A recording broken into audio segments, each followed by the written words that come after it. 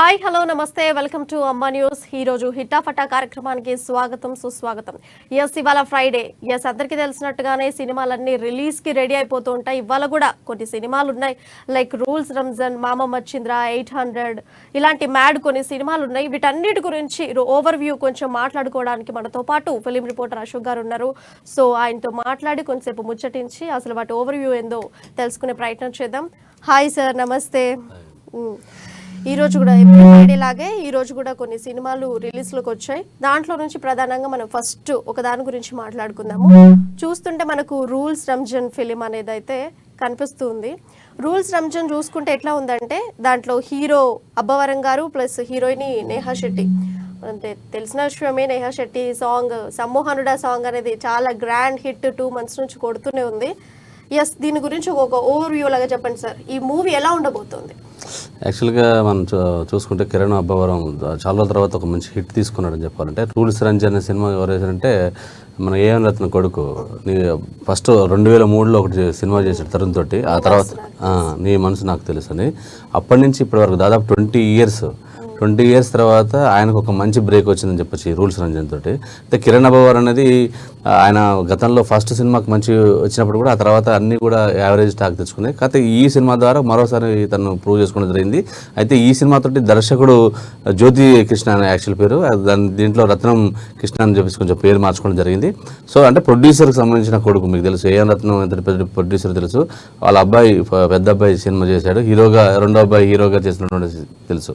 అయితే ఈ cinema rules Ranjan అయితే ఈ ముందు నేహా శెట్టికి తెలుసు, డీజేటీల తర్వాత ఎంత పాపులారిటీ ఉందో. రాధికగా అంటే అందరికీ తెలిసి ఉండొచ్చు, యూత్లో మంచి ఫాలోయింగ్ ఉంది అమ్మాయి. అందులో యూత్లో ఫాలోయింగ్ ఉన్న హీరో వచ్చేసి కిరణ్ అబ్బవరం.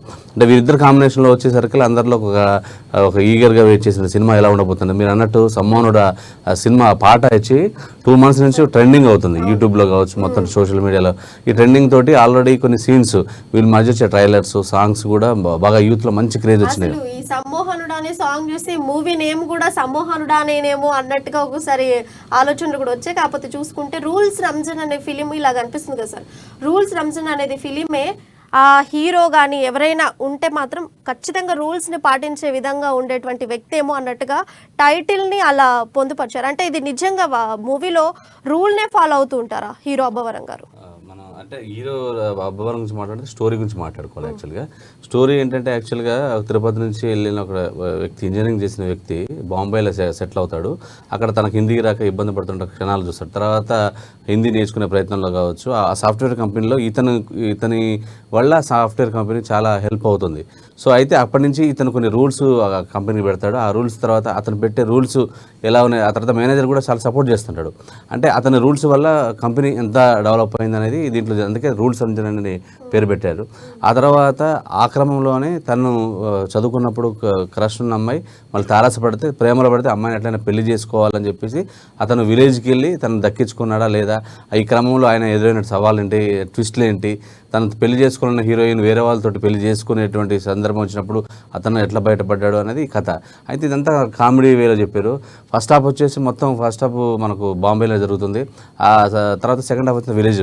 అయితే ఈ బాంబేలో జరిగేటువంటి సినివేషన్లు కావచ్చు, అంటే హిందీ, ఈ సాఫ్ట్వేర్ లైఫ్ సంబంధించినటువంటి అనేక ఈ రూల్స్ రంజన్ అంటే తనకున్న రూల్స్ని పెట్టుకోవడం వల్ల తన కోరికలు, తనకున్నటువంటి ప్రతిదీ కూడా ఇబ్బంది పడుతున్నటువంటిది కామెడీగా చూపించారు. ఆ రూల్స్ తర్వాత ఆ రూల్స్ బ్రేక్ చేస్తూ సెకండ్ హాఫ్లో చేసాడు. అంటే విలేజ్ బ్యాక్డ్రాప్లో ఉండే స్నేహితులు కావచ్చు, అక్కడ జరిగే పరిస్థితులు కావచ్చు, అంటే ఇంట్లో ఉన్నటువంటి వాతావరణాలు కావచ్చు, ఆ విలేజ్లో అట్మాస్ఫియర్లో అతను కామెడీ కావచ్చు. అంటే ముఖ్యంగా ఇదంతా ఒక సినిమాకి ఒక రకంగా ప్లస్ అనిపించింది. ఇప్పుడు సినిమా చూసుకుంటే చిన్న స్టోరీ లైన్ ఏముందండి, చిన్న స్టోరీ లైన్ని పట్టుకొని పెద్దగా సాగదీశాడేమో డైరెక్టర్ అన్నట్టుగా పబ్లిక్ టాక్ నడుస్తుంది. అంటే ఈ సినిమా అసలు లైన్ ఏంటంటే అసలు మనం చూసుకోవచ్చు. ఇప్పుడు మన స్టోరీ చెప్తే ఇలాంటి అంటే ప్రేమ కథ చిత్రాలు చాలా వచ్చాయి తెలుగు ఇండస్ట్రీలో కావచ్చు, మొత్తం ఇండియన్ ఫిల్మ్ ఇండస్ట్రీలో. ఇటువంటి కథలు కామనే. కాబట్టి ఇక్కడ స్క్రీన్ ప్లే గురించి మాట్లాడుకోవాలి. ఒకరు ఇష్టపడడం, వారిని ఇష్టపడ్డ వ్యక్తిని తను పెళ్లి చేసుకోవాలి, ఎలా పెళ్లి చేసుకోవాలి, ఆ పెళ్లి చేసుకోవడం కొన్ని ట్విస్ట్లు ఎదురైతే వాటిని ఎట్లా సాధించాడనేది ఇది. ఇలాంటివి చాలా వచ్చినాయి. అయితే ఇలాంటి కథలు రొటీన్ కథ ఇదంతా. ఇట్లాంటి ప్రేమ కథలు మనం ఎన్నో సినిమాల్లో చూసాం. కాకపోతే దాన్ని సాగదీసడానికి వాస్తవమే. ఎందుకంటే ఓ చిన్న అంటే అక్కడ పెద్ద ట్విస్టులు కానీ పెద్దగా లేదు, ఎమోషనల్గా లేవు, సాఫీగా జరిగిపోయినటువంటి లవ్ స్టోరీ. కాకపోతే ఇక్కడ ఏంటంటే యూత్కి సంబంధించినటువంటి కొన్ని ఇంపార్టెన్స్ ఉండడం, యూత్కి కనెక్ట్ అయ్యే విధానం, కామెడీ కూడా కొంచెం ప్లస్ అవ్వడం, ఈ సినిమా కొంచెం కలిసి వచ్చేటువంటి అంశం అనమాట. దీనివల్ల సినిమా కొంచెం క్రేజ్ ఏర్పడింది. అందులో చెప్పచ్చు వీళ్ళకి యూత్లో మంచి ఫాలోయింగ్ ఉంది. కిరణ్ అబ్బవరం కావచ్చు, నేహా శెట్టికి. ఇప్పుడు చూసుకుంటే కిరణ్ అబ్బవరం ఇంతకు ముందు సినిమాలు చూసుకుంటే ఒక మీటర్ ఫిలిం కానీ, వినురో భాగ్యము, విష్ణు కథ కానీ అవంతా పెద్ద ఆడినవి, అంటే ఆయనకు ఏదో పేరు తీసుకొచ్చినట్టుగా లేవు. అవన్నిటి కూడా పక్కన పెట్టి ఆయన మళ్ళీ ఈ మూవీకి రూల్స్ రంజన్లో చేయడం జరిగింది. ఇది అంటే అసలు ఆయనకు పేరు తీసుకొచ్చేటువంటి సినిమానే అంటున్నారా? అంటే మనం చెప్పాలంటే రొటీన్ కథ అయినప్పుడు కథనం కావచ్చు, ఆ సినిమాలో డైలాగ్స్ కావచ్చు, హీరోయిన్స్ మధ్య రొమాన్స్ సీన్స్ కావచ్చు, ఈ సాంగ్స్ కావచ్చు, అంటే యూత్ అట్రాక్ట్ చేసే విధానం. అంటే దీంట్లో కామెడీ కూడా, అంటే సిచ్యువేషన్ కామెడీ, అంటే మనం రెగ్యులర్గా మన అందరికి జనరల్ పబ్లిక్ కనెక్టివిటీ, అంటే సాఫ్ట్వేర్ లైఫ్లో ఎటువంటి కామెడీ ఉంటుంది, తర్వాత విలేజ్ కామెడీ ఉంటుంది, ఫాదర్ మధ్య కామెడీ ఉంటుంది, ఒక లవర్ మధ్య కామెడీ ఎలా ఉంటుంది, ఇద్దరు ఫ్రెండ్స్, ఊర్లో ఉండే ఫ్రెండ్స్ కామెడీ ఎలా ఉంటుంది, ఇదంతా కనెక్టివిటీ ఉండడం వల్ల కొంత ఎంజాయ్ ఉంటుంది. ఫస్ట్ హాఫ్ అంతా కొంచెం బోరింగ్ తెలిసిన, సెకండ్ హాఫ్ కామెడీగా ఉంటుంది. మీరు అన్నట్టు కొంచెం సాగదీశారు. ఇటువంటి రొటీన్ కథలు చూసినప్పుడు ఏమైనా జనాలకు కొంచెం బోర్ ఫీల్ కలుగుతుంది, దాన్ని కామెడీ తోటి మేకప్ చేశారు. ఈ హీరో ఉండి అంటే ఇంతకు ముందు సినిమాలలో ఎలా ఉన్నారో ఇందులో కూడా అలాగే ఉంది, పెద్ద చేంజ్ ఓవర్ అనిపించట్లేదు అని ఈయన గురించి మాట్లాడుతున్నారు. మరి హీరోయిన్ విషయానికి వస్తే ఎట్లాగూ నేహా శెట్టి, మెహర్ జహాల్ ఇద్దరు హీరోయిన్లు ఉన్నారు. నేహా శెట్టి అంటే గ్లామరస్ గా ఆమె రూల్స్ రంజన్లో కూడా మంచి హిట్ ఇచ్చిందని చెప్పుకోవచ్చు. సాంగ్స్లో చూసుకున్నా అంటే గ్లామర్ రోల్కి అయితే ఆమె పాత్రకు ఆమె ఖచ్చితంగా న్యాయం చేసి ఉండొచ్చు. కాకపోతే కిరణ్ అబ్బవరం విషయానికి వచ్చేస్తే మాత్రం మిగతా సినిమాలు ఈ సినిమాలు కంపేర్ చేస్తే రెండు ఒకటిలాగా ఉన్నాయి. అసలు ప్రజలకి ఏముంది, కొత్తదనం ఏముంది, మహా అయితే కామెడీ ఉంది అన్నట్టుగా మాట్లాడుతున్నారు. అంటే రత్నకృష్ణ గారు అసలు ఈ సినిమాని చిన్న లైన్ తీసి సాగదీయడమే దీనికి, ఈ మాటలకి కారణం అనుకోవచ్చు మనం. అంటే ఖచ్చితంగా, అంటే మనకి ఇటువంటి కథల గురించి మాట్లాడితే రొటీన్గా ఉంటాయి. ఇటువంటి రొటీన్ కథలను చూసినప్పుడు అయ్యో ఇది చూసింది కదా అంటే కొత్తగా కొత్త ఆసక్తి ఉండదు ప్రేక్షకుల్లో. మీరు అన్నట్టు సగటు ప్రేక్షకుడికి ఆ భావన కలుగుతుంది. ముఖ్యంగా మన హీరో గురించి మాట్లాడితే కిరణ్ అబ్బవరం ఆయన యాక్టింగ్ అంటే వేరియేషన్స్ ఏం లేవు. ప్రతి సినిమాలో ఎలా ఉంటుందో, ఎలా తన మోడలేషన్, బాడీ లాంగ్వేజ్ ఉంటుందో అలా ఉండబట్టి గతంలో సినిమా అలా ఉంది అదే ఉందని అట్లా ఒక వేరియేషన్ లేకపోవడం వల్ల ఒక రొటీన్ పద్ధతి కూడా ఆయనకు ఉంది. సో అక్కడ ఆయన కాపాడిందంటే డైలాగ్స్, కామెడీ తప్ప ఆ సినిమాని కాపాడే ప్రయత్నం చేసే. కానీ మనం చెప్పుకోవాలంటే మామూలుగా నేహా శెట్టి గురించి చెప్పొచ్చు. నేహా శెట్టి మొన్న లేటెస్ట్ బెదుర్లంక అనే సినిమాలో చేసింది. కాకపోతే డీజే టిల్లులో చేసినటువంటి ఆ పాత్ర, రాధిక అనేటువంటి పాత్ర ఇందులో కూడా ఒకసారి కామెడీ అంశంలో వాడటం జరిగింది. అంటే ఆ సినిమాని ఇంకొకసారి ప్రజల ముందుకి ఒకసారి పరిచయం చేసినట్టు మళ్ళీ అనిపించింది ఈ మూవీలో. అవును, సిచ్యువేషన్ గా తన పాపులారిటీ అంటే రాధికగా పాపులారిటీ, ఆ పాపులారిటీ ఆ పేరుని ఇక్కడ కొన్ని సిచ్యువేషన్ లో ఒక కామెడీ సందర్భంలో చెప్తారు. అది కొంత జన కనెక్టివిటీగా అనిపిస్తుంది. ఎందుకంటే డీజే టిల్లులో రాధికాని చూసి ఇందులో కూడా రాధికాని ఫిక్స్ అయిపోయేలాగా అనిపిస్తుందా, లేకుంటే క్యారెక్టర్కే ఫిక్స్ అయిపోయేలాగా అనిపించిందా? లేదు, అంటే దీంట్లో మంచిగా అంటే సిన్సియర్ లవర్ గానే చూపించారు, అంటే ఇద్దరు ప్రేమించుకునే వ్యక్తులుగా. సో అటువంటి రాధిక ఆ టైప్ ఆఫ్ క్యారెక్టర్ లేదు, కానీ మొత్తం గ్లామర్. అంటే నేహా శెట్టికి ఏవైతే ఇమేజ్ ఉందో ఆ ఇమేజ్ అంతా ఇక్కడ వాడుకోవడం జరిగింది డైరెక్టర్. అంటే యూత్ కి ఏం కావాలి, యూత్ లో నేహా శెట్టి నుంచి ఎక్స్పెక్ట్ చేసేది ఏంటి అనే అంశాలు మాత్రం దాంట్లో చూపించారు. ఈ మూవీకి స్టోరీ ప్లస్ పాయింట్ అయిపోయిందా, లేకుంటే మ్యూజిక్ అంబరీష్ గారు అందించిన మ్యూజిక్ పాటలన్నీ ప్లస్ పాయింట్ అయిందని అనుకోవచ్చు మనం? ముఖ్యంగా మిగతా పాటలు ఉన్నప్పటికి కూడా 4-5 పాటలు ఉన్నప్పటికి కూడా అదొక్కటి సమ్మోహనుడు ఒకటే హిట్ అనిపించింది. ఇక ఆర్ఆర్ మామూలుగానే బానే ఉంది. సో అదొక్క పాట ఒకటే హిట్ గా నిలిచింది, మిగతా అంతా కూడా సోసోగా ఉన్నటువంటి పరిస్థితి. అండ్ ఇందులో కూడా ఇది ముఖ్యంగా కామెడీ ఓరియంటెడ్ ఫిలిం లాగా అనిపిస్తుంది చూస్తుంటే కూడా. అంటే మంచి ముఖ్య పాత్రధారులందరూ కూడా వెన్నెల కిషోరు, వైవ్ హర్ష, ఇలా ఆ హైపరాది ఇలాంటి వాళ్ళందరూ భాగస్వాములు అయ్యారు. అలా కామెడీ ఏమాత్రం పండిదంట. ముఖ్యంగా ఈ సినిమా గురించి మాట్లాడుకుంటే ఈ క్యారెక్టర్ గురించి మాట్లాడుకుంటే హీరోతో పాటు చేసినటువంటి వైవ హర్ష కావచ్చు, వెన్నెల కిషోర్ కావచ్చు, హైపరాది కావచ్చు, సుదర్శన్, ఈ నలుగురు చేసినటువంటి కామెడీ సినిమా హైలైట్. ఎందుకంటే ఎప్పుడైతే సెకండ్ హాఫ్ అంటే ఫస్ట్ హాఫ్ లో మొత్తం వెన్నెల కిషోర్ తో కొంచెం చేశారు, కాకపోతే అంత వర్కౌట్ కాలేదు. కానీ సెకండ్ హాఫ్ లో ఈ ముగ్గురుతో వెన్నెల చేసే కామెడీ కావచ్చు, క్లైమాక్స్ కావచ్చు, వీరు చేసే ఫన్ కావచ్చు, హీరో మధ్య వచ్చే సన్నివేశాలు కావచ్చు, ఈ ప్రాసలు కావచ్చు, మనం చూస్తుంటాం జబర్దస్త్ లో హైపరాది ఉండే ఈ కామెడీ, అటువంటి పంచ్ డైలాగ్స్ అన్ని ఉన్నాయి. వాళ్ళే ఈ సినిమాని కాపాడారని చెప్పొచ్చు. అదే ఇప్పుడు వీళ్ళు సింగిల్ గా ఫ్రేమ్, ఈ కమెడియన్స్ ఎవరైతే ఉన్నారో సింగిల్ గా ఫ్రేమ్స్ ముందు కనిపించినప్పుడు అంత పండించినప్పుడు ఎప్పుడైతే నలుగురు అటాక్ అయిపోతారో ఒకటే ప్లేస్ లో, ఆ టైంలో ఎక్కువగా నవ్వులు మస్తుగా వచ్చినాయి అని అంటున్నారు.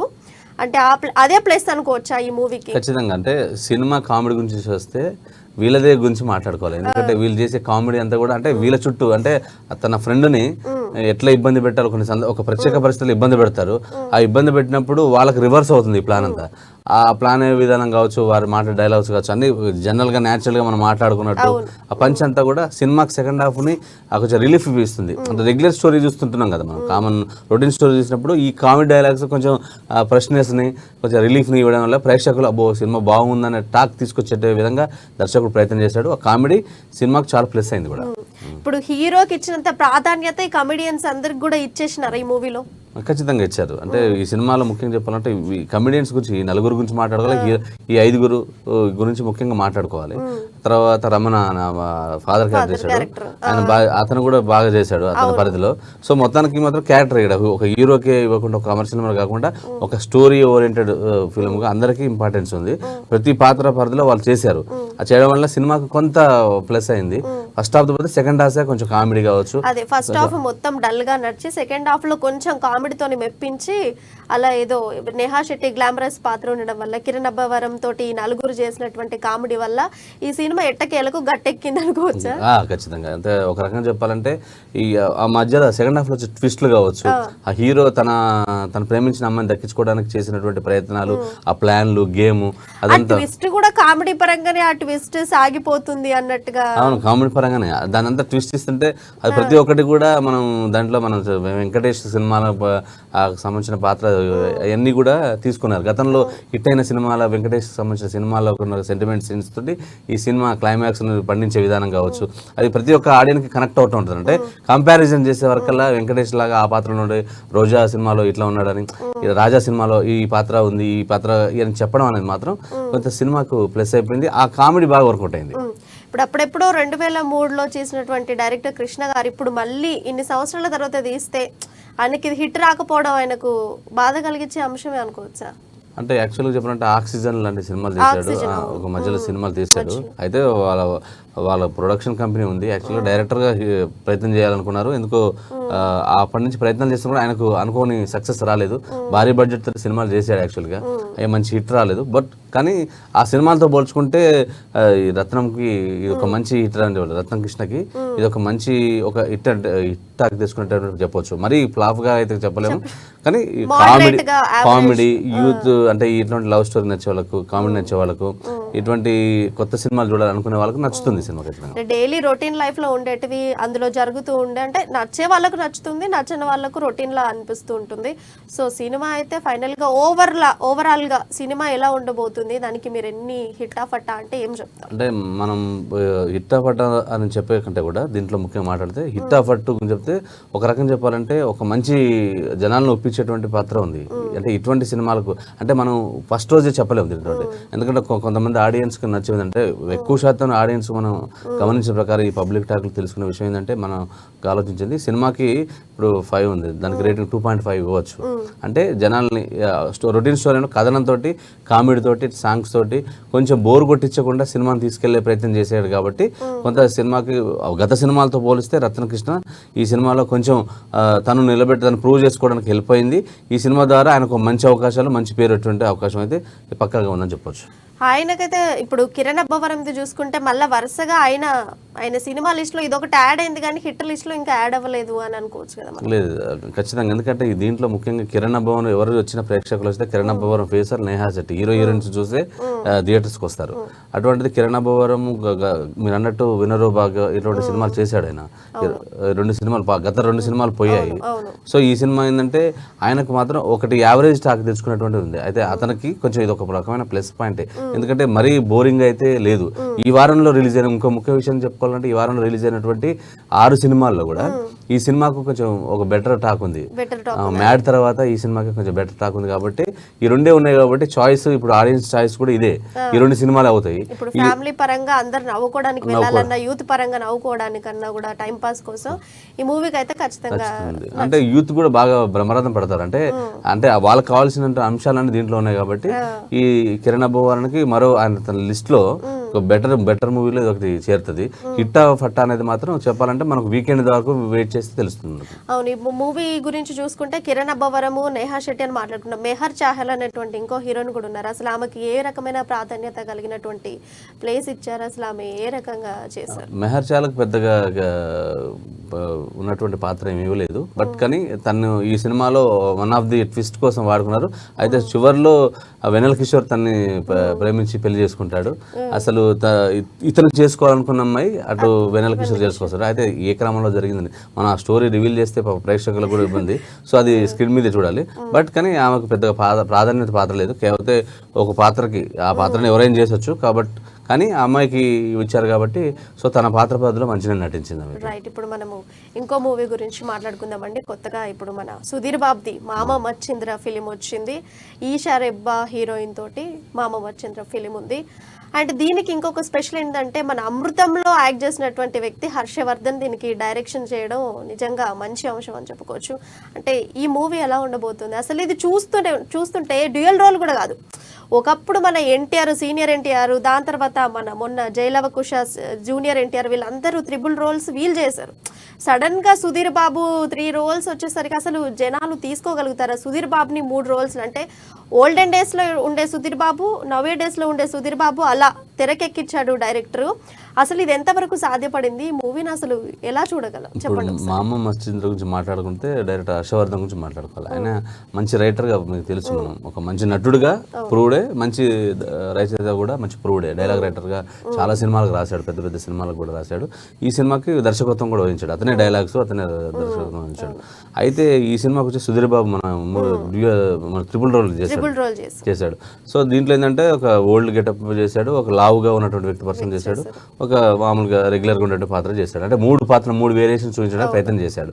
అయితే స్టోరీలో ఏంటంటే స్టోరీ మీద కంటే కూడా డైరెక్టర్ మిగతా అంటే ఆయన డైలాగ్స్ మీద, ట్విస్ట్ల మీద కన్ఫ్యూజ్ తీసుకురావడం సినిమాకి కొంచెం. అవునవును, ఈ మూవీలో 5 నిమిషాలకు ట్విస్ట్, 10 నిమిషాలకు ట్విస్ట్, 15 నిమిషాలకు ట్విస్ట్, అంటే ఈ సినిమా మొత్తం ట్విస్ట్ల మీదనే నడుస్తుంది అన్నట్టు డైరెక్టర్ ఇలా చేయడం నిజంగా జనాలు కూడా బయటకు వచ్చిన తర్వాత అందరూ కూడా ట్విస్టులు బాగున్నాయి, సూపర్ హిట్ గా ఉంది అంటే సుధీర్ బాబుకి ఇది నిజంగా కెరియర్ హిట్ అనుకోవచ్చా?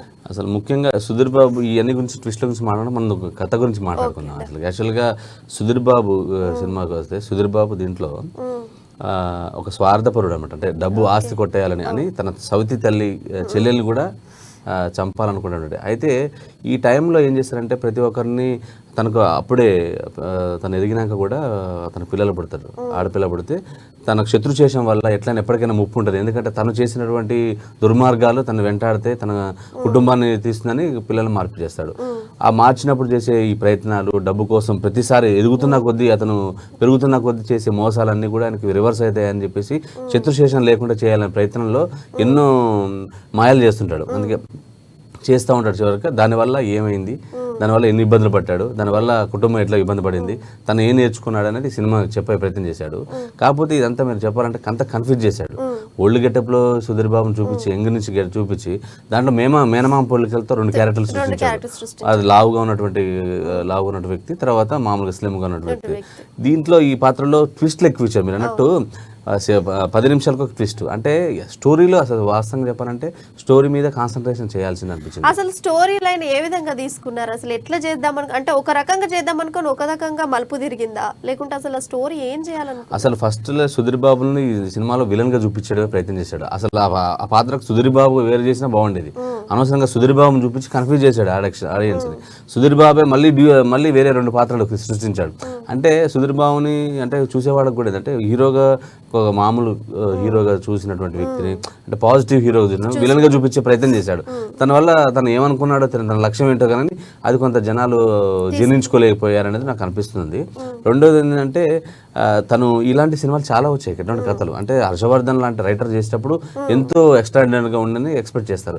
ఇలాంటి కథలు అంటే ఒక ఆస్తి కోసం ఎదుటి వ్యక్తిని ఎట్లా బోరుడి కొట్టించాడు, ఎట్లా బోల్తా కట్టించారు అనేది ప్రతి సినిమాలో చూస్తుంటాం. ఈ స్టోరీ లైన్ కూడా ఒకప్పటి స్టోరీ లైన్ ఖచ్చితంగా. ఇలాంటి మనం పగలు ప్రతీకారాలు మీద ఈ సినిమా రన్ అవుతుంది. డబ్బు కోసం మిమ్మల్ని ఎట్లా మోసం చేయాలి, ఎలా చేయాలి అనేది ఒక ఉంటుంది అనుకోండి, దాన్ని ఎట్లా ట్విస్ట్ ఇచ్చాడు అంతే.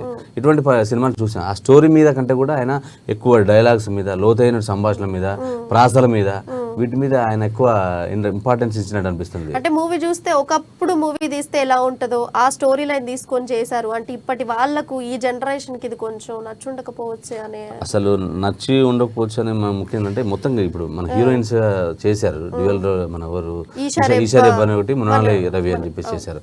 సో హీరోయిన్స్ కానీ అంత కన్ఫ్యూజ్ చేశాడు ఎమోషనల్ గా. అంటే ఈ 3 క్యారెక్టర్లే పెద్ద కన్ఫ్యూజ్ విలన్ గా చూపించే అంటే దానికి ఎందుకు ఇంపార్టెన్స్ లేని అనిపించింది. ఆ పాత్ర ఎవరు చేసినా బాగుంటది, వీళ్ళే చేయాలనే రూల్ ఏం లేదు. దానికి వీళ్ళు 3 క్యారెక్టర్లు నాకు తెలిసి సుధీర్ బాబుకి స్టోరీ వినిపించి మెప్పించింది నాకు తెలిసి క్యారెక్టర్ చెప్పే అనుకుంటున్నాను.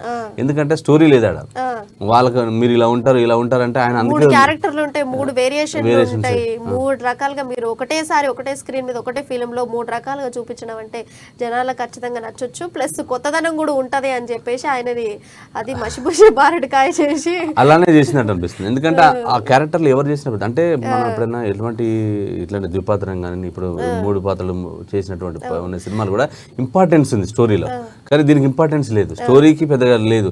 అసలు ఎందుకు పెట్టారు ఇది మామ అల్లుల లాగానా లేకుంటే తండ్రి కొడుకుల లాగానా అసలు అదే టైటిల్ ఉంది మామ. అదే యాక్చువల్ గా మాయా మశ్చంద్ర అని మనం మామూలుకుంటాం దీన్ని. మామ అతను మామ మేనల్లులతోటి ఎటువంటి మాయ చేస్తాడు అనేది దీంట్లో చూడు, అందుకే ఆ టైటిల్ తగ్గట్టు మామ మశ్చంద్ర అని పెట్టారు. కంసుడు మన కృష్ణుడు లాగా ఏమన్నా దాన్ని తీసుకొని చేశాడు అనుకో, అంతే ఆ లైన్ ఉంటది అటువంటిది కామన్ గా మనకు వచ్చినటువంటి ఆ లైన్ తోటి చేశాడు. ఆ అల్లుల్ని ఎట్లా బురుడు కొట్టించాలి అనేది కొంచెం చేశాడు.